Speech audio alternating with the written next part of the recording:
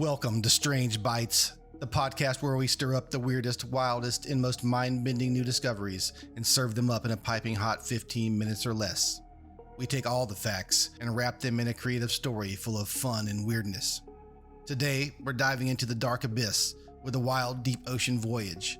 So follow me into the depths of Davy Jones's locker with episode 4, The Death Ball Sponge. In the frigid embrace of the Southern Ocean, where the wind howls and icebergs drift like silent sentinels, the research vessel Falkor 2 cut through the waves. Their mission? To plumb the depths of one of Earth's last unexplored frontiers, the volcanic calderas, the South Sandwich Trench, and the seafloor realms around Montague and Saunders Islands. The scientists aboard were a merry band of marine biologists, geologists, and oceanographers buzzing with the thrill of discovery. "We're hunting for the unknown," one quipped over steaming mugs of coffee in the mess as the ship gently rocked. Little did they know, the unknown was about to hunt back. Or at least ensnare them in a web of wonder. Their first dives targeted the trench north side, east of Montague Island.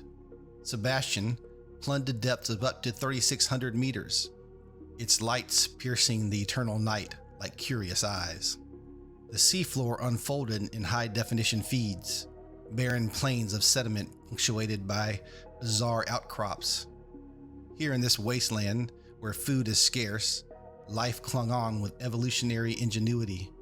But on the third dive, something odd flickered in the monitors. At first glance, it looked like a cluster of ghostly balloons, translucent orbs bobbing gently from a central stalk rooted in the sediment. "What in the deep is that?" murmured one of the researchers, zooming in.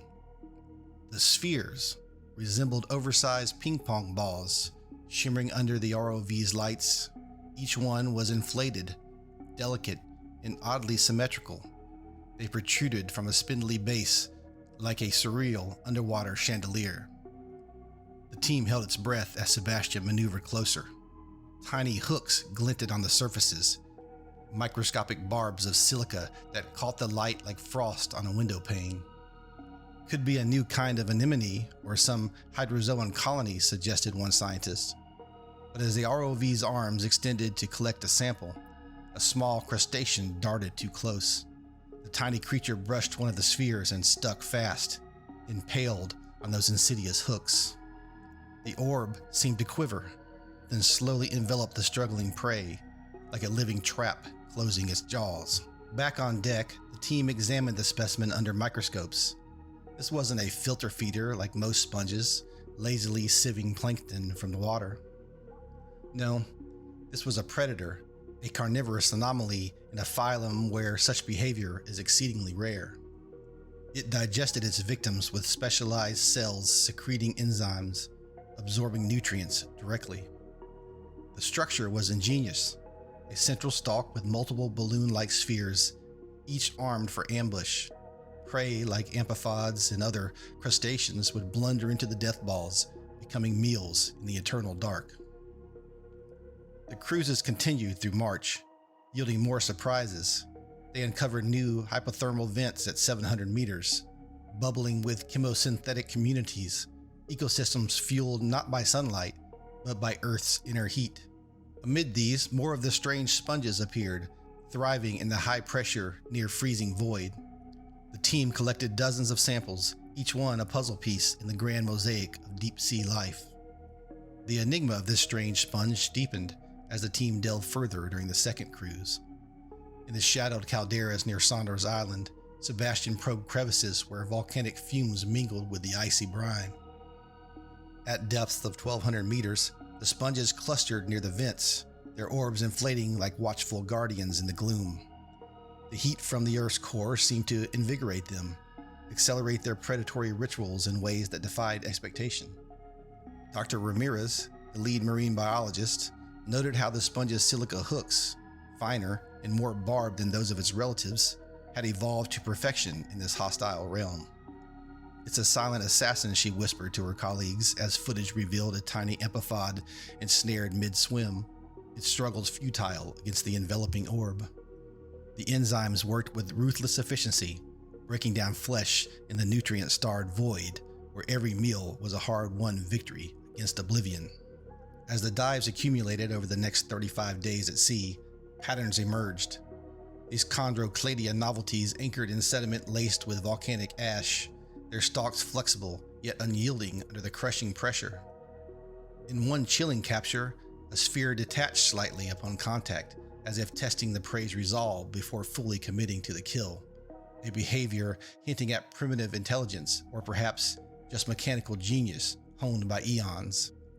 By August, the specimens had made their way to the Southern Ocean Species Discovery Workshop in Punta Arenas, Chile. There, amid heated debates and clinking glasses of pisco sour, experts pored over the data. This was no ordinary find. It was one of 30 newly confirmed species from the expedition. Taxonomists traced its lineage to the carnivorous sponges like the harp or lyre varieties, but this death ball form was unprecedented. Its balloon cluster is a deadly innovation for snaring fast-moving crustaceans in low-flow currents. They classified it as Chondrocladia sp.nov, a fresh addition to the genus. Its carnivorous ways a testament to evolutionary innovation in extreme habitats. Debates rage over its ecological role, apex predator in miniature, or opportunistic trapper in a food web of scarcity. As October rolled in, the findings were announced just in time for Halloween, a cheeky nod to the sponge's spooky moniker, the Death Ball Sponge. Press releases buzzed with excitement, painting pictures of alien worlds beneath the waves. Scientists marveled at how this discovery highlighted the ocean's hidden biodiversity. In the pitch-black theater of the deep, this sponge wasn't just a killer. It was a magician, conjuring life from depth in a realm where sunlight never kissed the sea. And perhaps, in its silent vigil, it whispered a reminder. The ocean holds more mysteries than we dare to dream, waiting for the next brave soul to dive in. Thank you so much for listening. I hope you enjoyed the story and learned a little something new. If this tale from the deep has you intrigued, drop me a review or a comment and let me know. Until next time, stay strange and question everything.